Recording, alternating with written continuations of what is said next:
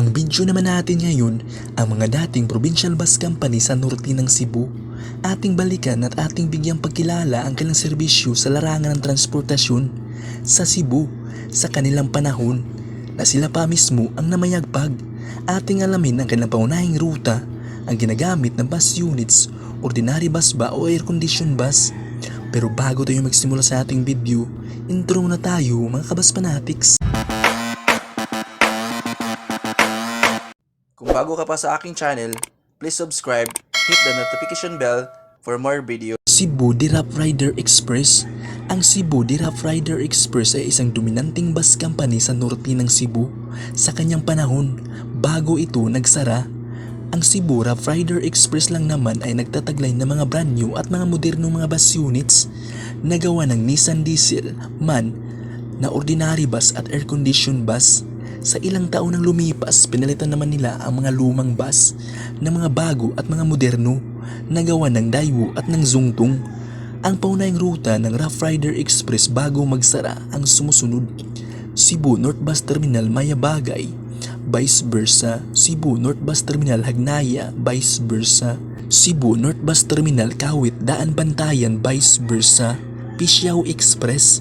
Ang Pisiao Express ay isang provincial bus company sa norte ng Cebu.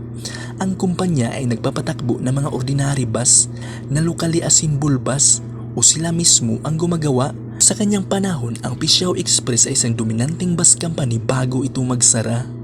At ang Pisiao Express naman ang pinakamaraming bus units na tumatakbo sa araw-araw sa kanyang rutang siniserbisyuhan. Ang paunahing ruta ng kumpanya ang sumusunod: Cebu North Bus Terminal Tuburan, Tabuelan, Bayalugo, vice versa. Ritchie Express. Ang Ritchie Express ay isang provincial bus company sa norte ng Cebu.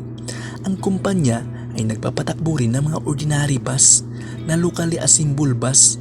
Ang kulay ng bus units ng Ritchie Express ay kulay puti. Sa kanyang panahon, ang Ritchie Express ay tinangkilik din ng mga maraming pasahero sa araw-araw.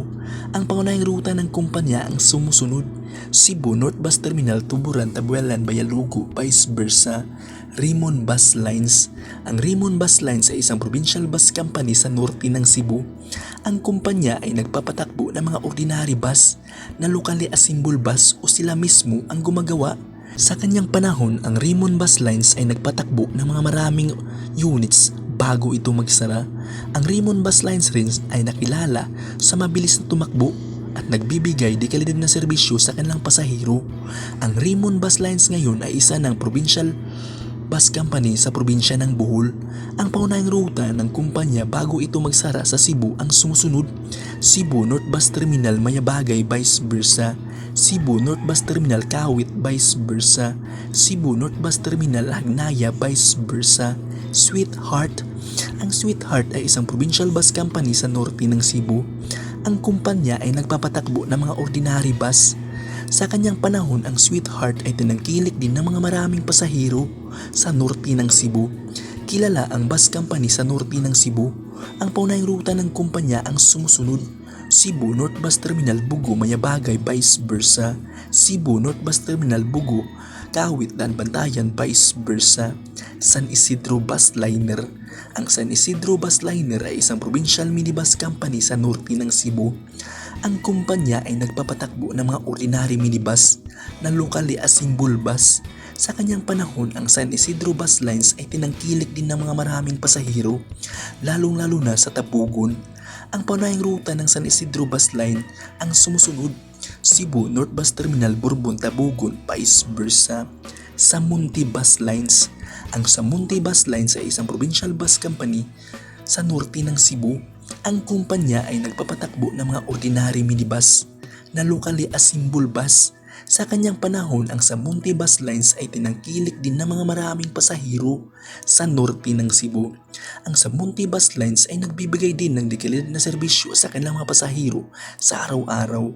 Ang paunahing ruta ng Samunti Bus Lines bago ito magsara ang sumusunod: Cebu North Bus Terminal Bourbon, Tabugon, vice versa. Cebu North Bus Terminal Bourbon, Sugod, vice versa. RTD Express. Ang RTD Express ay isang provincial minibus company sa norte ng Cebu. Ang kumpanya ay nagpapatakbo ng mga ordinary minibus na locally assembled bus. Sa kanyang panahon, ang RTD Express ay nagbibigay di kalidad na serbisyo sa kanilang mga pasahero gamit ang kanilang mga modernong mga bus units.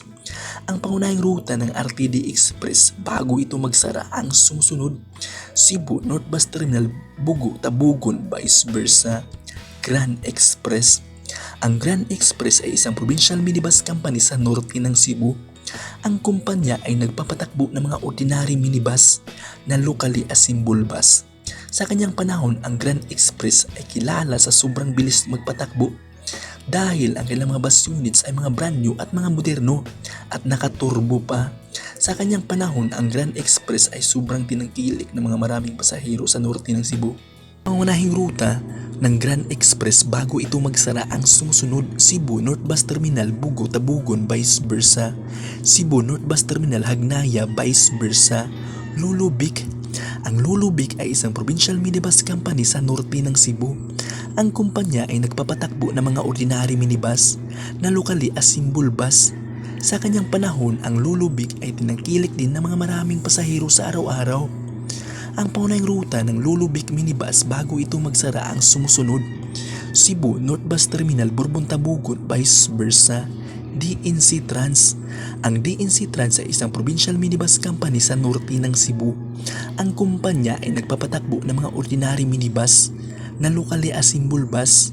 Ang pangunahing ruta ng DNC Trans ang sumusunod: Cebu North Bus Terminal, Sugod, Bourbon, vice versa. Sharkey Trans. Ang Sharkey Trans ay isang provincial minibus sa norte ng Cebu. Ang kumpanya ay nagpapatakbo ng mga ordinary minibus na locally assembled bus. Sa kanyang panahon, ang Sharkey Trans ay tinangkilik din ng mga maraming pasahero.